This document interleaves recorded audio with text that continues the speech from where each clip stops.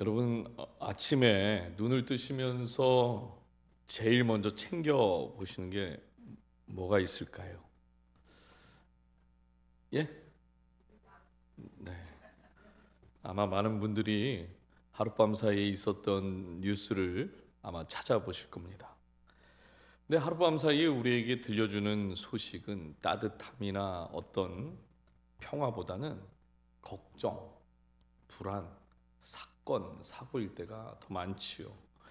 2024년 미국 정신의학협회의 조사에 따르면 성인 10명 중에 4명이 굉장한 불안 증세를 가지고 있다, 이렇게 보고를 했어요. 특히 경제적인 상황이 불안하고 정치의 상황도 불안하고 사회적인 분열, 가정의 문제, 이런 것들이 가장 큰 스트레스가 된다고 합니다. 지난주 한국에 계신 어머니께서 이제 연락을 주셨는데 여동생이 하나 있거든요, 저에게. 근데 여동생이 이번 주 돌아오는 목요일에 유방암 수술을 받게 된다, 이렇게 연락을 주셨어요. 근데 제가 교회 온 지 얼마 되지 않다 보니까 저에게 이제 숨기고 있다가 이제 아무래도 목사 기도를 받아야 되겠다 싶었는지 지난주에 연락을 했어요. 어떻게 연락을 안 할 수 있냐? 그래도 내가 오빠인데. 그리고 이제 동생에게 전화를 했더니 이제 걱정하지 말라고, 잘 될 거라고. 근데 하루에 4시간밖에 못 잔다고 하는 겁니다. 한 주 내내 제 마음도 참 무거운 느낌이었어요. 우리는 보통 평화를 이렇게 생각합니다. 문제가 없으면 평화롭고, 경제적으로 안정이 있으면 평화롭고, 건강에 문제가 없어도 평화롭고, 가정에 갈등이 없어도 평화롭다, 이렇게 생각을 하죠. 사실 상황이 좋아서 안정감을 느끼는 것은 당연한 겁니다. 그러나 성경이 말하는 평화는 이런 상황에서 오는 평화를 말하는 게 아니라 관계에서 오는 평화를 말해요. 여러분, 샬롬이라는 말 들어보셨죠? 오늘 우리가 함께 읽은 이 누가복음 1장의 말씀은 그 샬롬의 임마누엘의 평화를 노래하는 사가랴의 찬양입니다. 당시 사가랴가 이 노래를 불렀을 당시에는 이스라엘에는 400년 동안 하나님의 음성이 끊어진 침묵의 시대를 살고 있었습니다. 로마 제국의 압제 속에서 또 영적으로 메말라 가고 있던 그런 시대였습니다. 이 사가랴는 제사장이었는데요, 이 제사장도 하나님의 말씀을 믿지 못해서 성경은 9개월 동안 이 제사장의 입이 닫혀 있었다 그러죠. 근데 놀라운 건 사가랴의 이 닫혀 있던 입이 다시 열리게 되었을 때에 사가랴의 입에서 불평과 불만의 고백이 나오는 것이 아니라 하나님을 찬송하는 고백이 나옵니다. 어떻게 사가랴의 마음속에 있는 이 불평 불만이 감사와 찬송으로 바뀌게 된 걸까요? 분명한 것은요, 성경은 그 이유에 대해서 말하고 있지 않지만 사가랴의 마음이 하나님을 향해 완전히 바뀌었다는 것을 우리에게 보여줍니다. 오늘 저와 여러분에게도 이 임마누엘의 평화가 필요한 줄 믿습니다. 오늘 특별히 3가지 교훈을 살펴보도록 하겠는데요. 첫 번째, 임마누엘의 평화는 하나님이 먼저 찾아오심으로 시작되는 평화입니다. 하나님이 먼저 찾아오심으로 시작되는 평화예요. 68절과 69절 우리 한 목소리로 읽어 주시겠습니다. 시작. 그 백성을 돌보사 속량하심, 우리를 위하여 구원의 뿔을 그 종 다윗의. 여기서 중요한 표현이 나오는데요, 돌보사라는 표현입니다. 이 돌보사라는 말은 상태를 살피고 필요를 돌아보고 간섭하셔서 의도적으로 지금 도와주시기 위해 찾아오셨다, 지금 이런 뜻을 이야기하고 있는 거예요. 출애굽기 3장을 보면 애굽에서 고통당하던 그 이스라엘을 향해서 하나님께서 이렇게 말씀을 하십니다. 출애굽기 3장 7절과 8절 앞부분인데요, 여호와께서 이르시되 내가 애굽에 있는 내 백성의 고통을 분명히 보고 그들이 그들의 감독자로 말미암아 부르짖음을 듣고 그 근심을 알고 내가 내려가서 그들을 애굽인의 손에서 건져내고 그들을 그 땅에서 인도하여. 지금 하나님께서 보시고 들으시고 아시고 내려가셔서 그들의 필요를 위해 친히 개입하신 것, 이것이 하나님의 돌보심입니다. 그래서 성경을 보면요, 항상 먼저 움직이는 것은 내가 아니라 하나님이 먼저 움직이세요. 아브라함을 하나님이 찾은 것이 아니라 하나님께서 그 아브라함을 찾아오셨죠.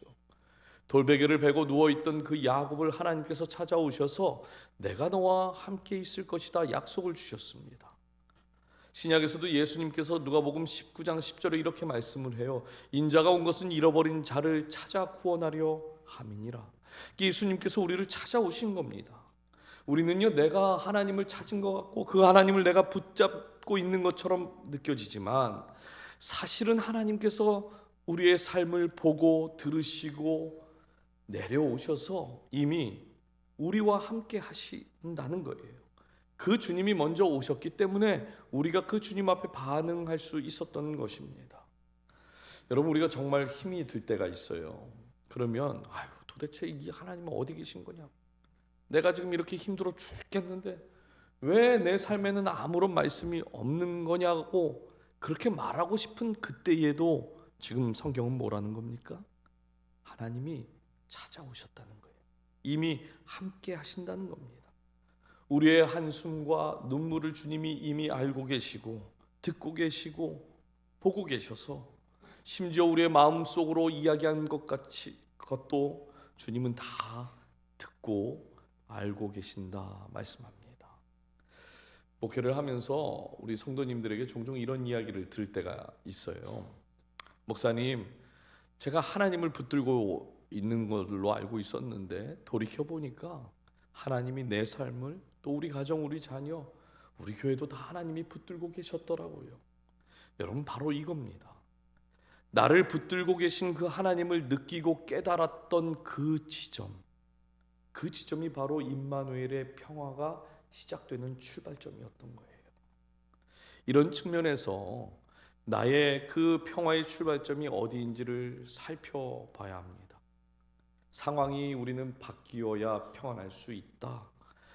이럴 때 가끔 찾아오기도 해요. 평안한 마음이. 그러나 성경은 그 평안은 진짜 평안이 아니다 말한다는 것이죠. 하나님이 나를 찾아오셨기 때문에 이미 평안을 누릴 수 있다. 그 지점이 하나님이 말씀하시는 진짜 평안이 되는 것이에요. 그래서 우리가 이번 한 주 좀 구체적인 연습을 했으면 좋겠는데요. 아침에 눈을 뜨면서 짧게 한번 이렇게 고백을 해보십시오. 주님, 오늘도 먼저 나를 찾아와 주셔서 감사합니다. 그 임마누엘의 평화로 찾아오신 그 주님이 제 마음속에 가득하게 하여 주옵소서. 여러분, 이거 1분도 안 걸려요. 그렇죠? 한 10초, 20초면 다 충분합니다. 하나님을 우리가 찾아가는 그런 자리가 아니라 먼저 나에게 오신 그 하나님을 환영하고 맞이하는 그런 자리로 여러분의 삶을 바꾸시기를 바라요. 임마누엘의 평화는 그래서 여전히 문제가 우리 가운데 있지만 먼저 찾아오신 그 주님을 우리가 바라볼 때에 이미 시작되는 평화라고 하는 것입니다. 두 번째, 임마누엘의 평화는 두려움에서 해방된 섬김의 삶으로 이어진다 이렇게 말합니다. 이 71절부터 75절은 하나님께서 어떤 평화를 주셨는지를 좀 더 구체적으로 노래하고 있는 것인데 이 74절과 75절을 한번 읽어주세요. 시작. 우리가 원수의 손에서 건지심을 받아 종신토록 주 앞에서 성결과 의로 두려움 없이 섬기게 하라. 여기에 네 가지 중요한 표현이 나옵니다. 원수의 손에서 건지심을 받고 종신토록 성결과 의로 두려움 없이라는 말이에요. 여러분, 이스라엘 백성들에게 지금 원수가 누구냐고 묻는다면 이스라엘 백성들이 뭐라 그럴까요? 자신들을 압제하고 있는 로마 제국이 우리의 원수입니다 이렇게 말하지 않을까요? 근데 성경은요, 더 깊은 원수가 있다 그럽니다. 죄, 사탄, 죽음, 그리고 하나님과 우리 사이를 자꾸만 떨어뜨려 놓으려고 하는 두려움 이야기를 해요. 히브리서 2장 15절에 이런 말씀이 있습니다. 또 죽기를 무서워함으로 한평생 매어 종노릇하는 모든 자들을 놓아 주려 하심이니. 여러분, 지금 예수 그리스도께서 이 땅에 왜 오셨다고 말합니까? 두려움 속에서 그 종으로 매어 있는 우리를 자유롭게 하시기 위해서 주님이 오셨다, 이렇게 이야기를 해요. 여러분, 두려움이라는 것이 참 무섭다라는 생각을 다시 한번 하게 되는데 왜 그럴까요? 두려움은 자꾸만 우리를 묶는 힘을 가지고 억압을 하려고 그래요. 여러분, 두려움이 있으면 몸은 교회에 있어도 마음은 여전히 무언가에 묶여있고 포로된 상태를 가지게 됩니다. 마치 이런 거예요. 우리가 내가 이거 잘못하면 이거 하나님한테 혼나는 거 아니야? 지금 내가 이거 행동을 하면 뭔가 하나님께서 내 삶에 벌을 좀 주시지 않을까? 신앙생활을 하면서 이런 생각이 가끔 들 때가 있습니다. 분명 겉으로 볼 때는 열심히 있고 또 아무 문제 없어 보이는데 긴장이 쌓이고 불안한 감정들이 올라오면 이런 생각들이 막 올라오기 시작한다는 거예요. 어떤 성도님이 저에게 이런 이야기를 했어요. 목사님, 저는요 평생 신앙생활을 하면서 혹시라도 내가 잘못한 것 때문에 벌 받을까 봐 그렇게 해서 걱정하는 그 마음 때문에 예배드렸고, 그 걱정하는 마음 때문에 헌금도 한 거고요, 그 걱정하는 마음이 올라올 때마다 어느 자리에 가서든 섬겼습니다, 이렇게 얘기를 해요. 여러분, 신앙생활하면서도요 죄와 두려움에 묶여 있으면 우리가 하나님을 사랑하면서 동시에 어떤 느낌이 드는 거예요? 눈치를 봐야 돼요. 뭔가 자꾸 묶여 있는 상황처럼 신앙생활하고 있는 겁니다. 그래서 지금 사가랴가 임마누엘의 평화가 우리 안에 있는 이 두려움을 깨뜨린다, 이렇게 말하고 있는 것입니다. 여기서 우리가 종신토록이란 말을 다시 한번 주목해서 봐야 하는데, 종신토록이란 말은 다 예상을 하셨겠지만 평생, 영원토록 이런 거예요. 그러니까 평생 마지막 숨을 거두는 그 순간까지를 말하는데, 하나님께서 저와 여러분을 이미 원수의 손에서 건져 주셨기 때문에 성도는 평생 마지막 그 순간까지 하나님 앞에서 살아가는 존재가 되는 것이고, 하나님 앞에서 그렇게 살아가는 존재는 두려움 없는 존재가 되어야 한다, 이게 성경에 말하는 겁니다.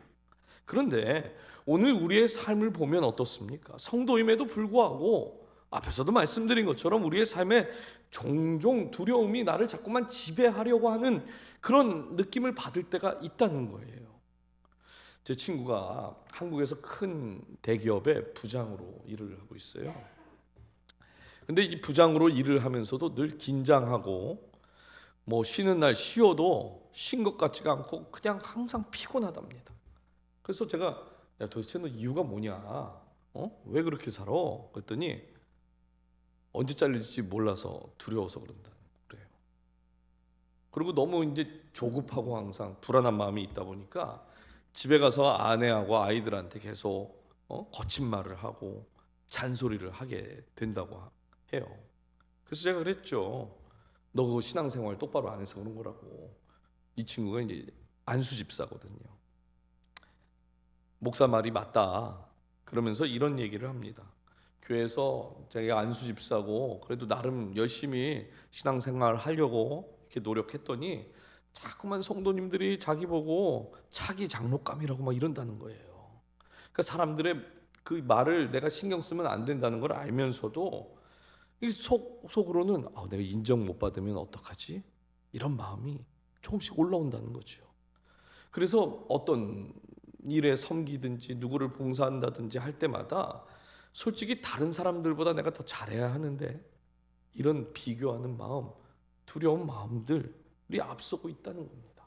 그래서 자기 언제 잘릴지 모르니까 잘리고 나면 이쪽 와서 살고 싶은데 그래도 되냐고 그래요. 그래서 제가 넌 미국 오면 굶어 죽어. 거기 계속 있어 그랬어요. 네. 그 나이에 미국 오면 큰일 난다. 여러분, 대기업에서 부장이면 나름 성공도 했고 교회에서 안수 집사쯤 되면 행복한 삶 아닙니까? 저보다 애들도 빨리 나와서 또 첫째 애도 대학 잘 갔다고 또 저한테 자랑하더라고요. 사실 겉으로 볼 때 아무 문제가 없고 잘 사는 것처럼 보이는데 이 친구 안에 두려움이 있다 보니까 그 두려움이 신앙생활하면서 기쁨을 누리게 하고 은혜를 누리게 하는 것보다 자꾸만 감사하지 못하게 하고 무언가 부족하다라는 느낌을 갖게 하고 불안하게 만든다는 것입니다. 사랑하는 여러분, 임마누엘의 평화는요, 이러한 두려움이 있는 신앙에서 사랑과 감사의 신앙으로 우리를 옮겨놓는 힘이 있는 거예요. 그래서 사가랴가 원수의 손에서 건지심을 받고라는 이 표현과 성결과 의로 섬기게 하신다는 이 두 표현을 의도적으로 붙여서 이야기했습니다. 왜냐하면 성결과 의로 살아가는 그 삶은 우리가 억지로 만들 수 있는 그런 삶이 아니라 구원받은 자에게 이미 원수의 손에서 건지신 그 사람에게 자연스럽게 흘러나오는 삶의 방향이기 때문에 그래요. 나는 이미 건져진 사람이다. 하나님께서 나를 두려움의 자리에서 사랑의 자리로 옮겨진 사람이다.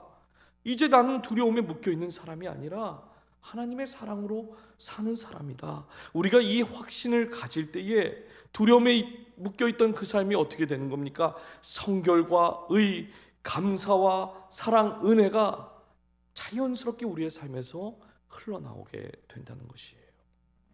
그래서 이번 한 주 여러분의 삶을 통해서 두려움 때문에 주저앉고 묶여있는 그런 영역이 있는지 한번 살펴보셨으면 좋겠습니다.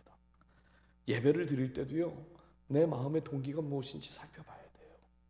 우리가 헌신하고 누군가를 섬기는 그 일을 할 때도 내가 뭐 때문에 지금 헌신을 하고 있는가, 이거 살펴보셔야 돼요.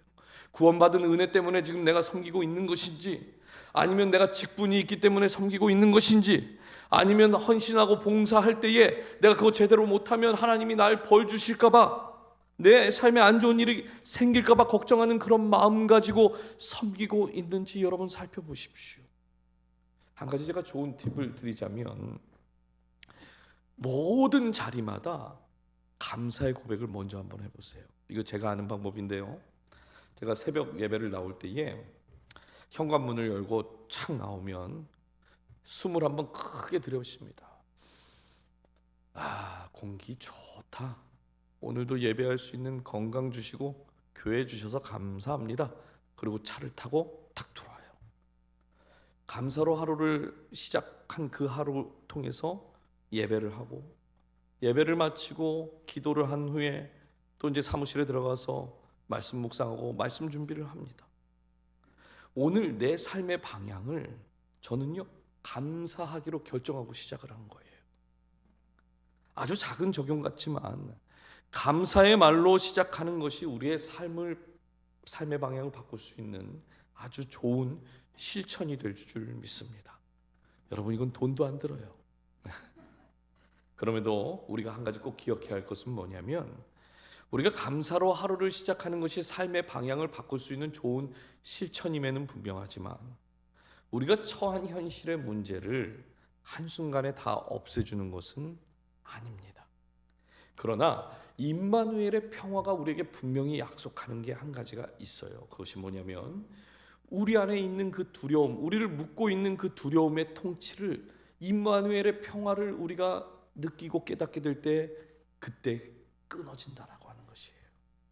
그래서 마지막 임마누엘의 평화는 어둠 속에서 우리의 발을 평강의 길로 인도하십니다. 마지막으로 이 76절부터 79절을 보면 임마누엘의 평화가 우리를 어디까지 이제 이끌어가는지 설명을 하는데, 76절부터 77절 우리 한번 읽어 주실까요? 시작. 그럼을 받고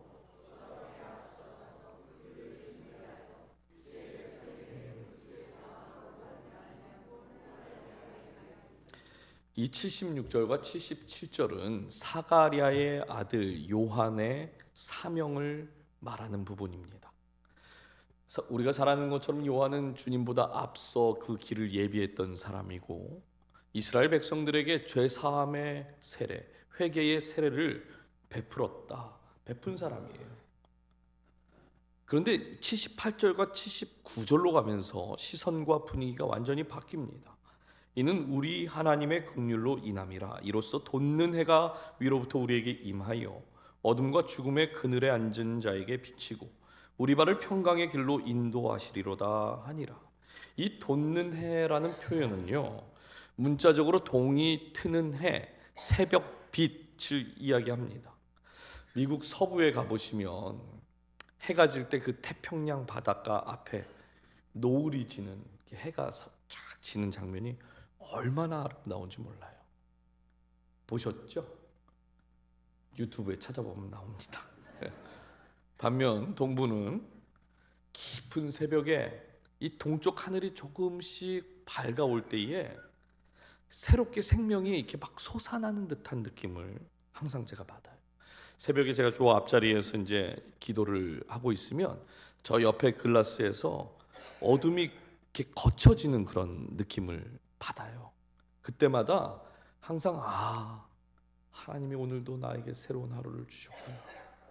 이 소망의 기쁨, 그 기쁨으로부터 오는 그 평안이 저에게 항상 있습니다. 여러분 궁금하신가요? 그럼 새벽에 나와 보시면 알아요. 우리가 지난주 나눴던 이사야서 9장 2절의 말씀에 뭐라고 그러죠? 흑암에 행하던 백성이 큰 빛을 보고 사망의 그늘에 앉은 자에게는 빛이 비치도다. 여러분, 예수님은 위로부터 임하신 돋은 해이다. 우리의 인생의 밤을 끝내는 새로운 빛이 되시고 우리 영혼에 얼어붙은 그 자리를 녹이시는 하나님의 아침으로 오신다, 지금 말씀하고 있는 겁니다. 저는요, 개인적으로 이 어둠과 죽음의 그늘에 앉은 자들이라는 표현이 참 인상적입니다. 사실 오늘날에도 보면 어둠 속에서 그냥 주저앉아버린 그런 사람들이요, 얼마나 많은지 몰라요. 제가 지난 수요일 예배 때도 잠시 말씀을 드렸는데 1994년에요 제가 서원이 뭔지도 모르고 하나님 앞에 제 삶을 그냥 홀라당 바쳐버리겠다고 기도를 했어요. 그때가 고3 때였거든요. 그러니까 대학에는 가야 되고 저희 집에서 재수는 안 시켜줄 것 같고 떨어지면 안 되니까 뭐 간절한 마음으로 정말 열심히 기도를 한 겁니다. 매일 고백을 했어요. 거의 제 삶을 갖다 바치겠다고. 네. 그러면 하나님이 감동하셔서 대학에 합격시켜줄 거다 믿었던 거죠. 감사하게도 대학에 합격을 잘했습니다. 근데 문제는 그 다음부터 단 한 번도 제가 하나님 앞에 서원했다라는 생각을 해본 적이 없다는 거예요. 그냥 열심히 노래 공부했고 오페라 가수 된다고 연기 연습하고, 제 전문 연기가 꼽추 연기입니다. 꼽추 연기를 잘해요. 예. 열심히 준비해서 오페라 가수가 되려고 했고 아내와 이제 결혼하자마자 미국에 왔어요. 이제 계속해서 공부도 해야 되고 먹고 살아야 하니까 일식집에 제가 취직을 했거든요. 제가 이래봬도 멸치부터 고래까지 다 잡을 수 있는 스킬을 가졌습니다. 근데 제가 오페라 가수가 꿈이니까 누가 나를 막 힘들게 하고 어렵게 해도 그게 그때는 그렇게 어렵지가 않았어요. 왜냐하면 꿈이 있으니까 버틸 힘이 있었던 거죠. 그리고 막 러시아에서 막 저를 알지도 못하는데 초청을 해서 거기 가서 초연도 하고 샌디에고 그 오케스트라 지휘자가 와서 오디션도 보고 모든 상황과 환경이 저에게 긍정적으로 막 진행되고 있었습니다. 그러던 2007년 주님이 저에게 딱 나타나셔서 94년도에 서원했던 그 약속을 지키라고 그러시는 거예요. 한 번도 생각해 본 적도 없는데 얼마나 제가 충격을 받았겠습니까? 그렇죠? 제가 오페라 가수가 되는 게 아니라면 미국에 있을 이유가 전혀 없었습니다. 아니, 이유를 찾지 못했어요. 뭐 꿈이 있으니까 버텼던 건데 내가 일식집에서 이라시아이마세 이거 하려고 내가 온 것도 아닌데, 그렇죠? 발성이 있는 이라시아이마세는 멋있습니다. 네. 그런데 모든 이유를 찾지 못하는 어려움이 찾아온 거예요. 사실 주님이 저를 찾아오신 사건은 감사한 일이죠. 그런데 며칠 지나고 나니까 현실에서의 제 삶을 보니까요, 어둠과 그늘에 그냥 주저앉아 있는 것 같은 그런 느낌을 받았습니다. 이 당시에 제가 요나서 말씀을 묵상하고 있었는데 요나서 말씀 2장 1절에 이런 말씀이 있어요. 요나가 물고기 뱃속에서 그의 하나님 여호와께 기도하여, 그리고 2절 후반부에 뭐라고 그럽니까? 스올의 뱃속에서 부르짖었더니 주께서 내 음성을 들으셨나이다. 여러분, 물고기 뱃속, 스올의 뱃속이란 뜻은요, 그야말로 어둠과 죽음의 한가운데 있다는 뜻입니다. 근데 그 자리에서 지금 요나가 뭘 했어요? 부르짖었대요. 사실 물고기 뱃속에서 사람이 부르짖는다는 거, 이게 말이 된다고 생각합니까? 아마 물고기 뱃속에 사람이 살 수가 없잖아요. 물고기 아시죠? 예. 그 앞에 앉아갖고 사랑과 은혜가 충만하시는 하나님 이렇게 기도했겠습니까? 요나가? 이러고 있지 않았겠어요? 진짜 죽지 못해서 그냥 정신 한가닥 온전히 붙들고 속으로 주여 주여 이러고만 있었을 거라는 거예요. 그런데 주님이 그 끙끙 앓고 있는 그 요나의 부르짖음을 지금 뭐로 받으셨답니까? 기도로 받으셨대요. 기도로. 제가 이 말씀을 통해서 깨닫게 된 것이 있습니다. 어떤 길도 보이지 않고 정말 내 삶의 암흑천지구나, 이런 그 자리에서도 하나님은 내 발을 평강의 길로 인도하고 계셨다, 이것을 제가 깨닫게 됐어요. 그래서 저는 이 79절 하반부의 말씀이 얼마나 위로가 되는지 모릅니다. 우리 발을 평강의 길로 인도하시는도다. 여러분, 하나님께서 우리를 단 한 번의 평강의 자리로 옮겨 놓으신 게 아닙니다. 인도하신대요. 인도하신대. 즉 한 걸음 한 걸음 우리의 발을 평강이라고 하는 그 자리로 한 걸음 한 걸음 인도해 가시고 계신다는 거예요. 여러분, 임마누엘의 평화는 우리 인생의 모든 문제를 한순간에 다 없애주는 그런 마술이 아닙니다.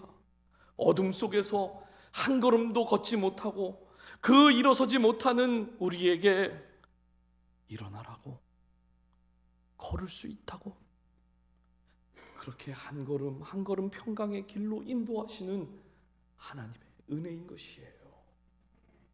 사랑하는 여러분, 혹시 지금 여러분의 삶에도 어둠과 죽음의 그늘, 그 그늘이 있는 것처럼 느껴지는 자리가 있으십니까? 어쩌면 마음으로는 이미 현실의 문제 앞에서 주저앉아 버린 분들이 계실지도 모르겠어요. 여기서 중요한 것은요, 문제를 외면하는 것이 아닙니다. 문제를 인정하셔야 돼요. 주님, 그렇습니다.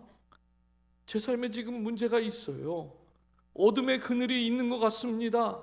내 현실의 이 문제를 보니까 그냥 주저앉고 싶은 그런 문제가 있습니다.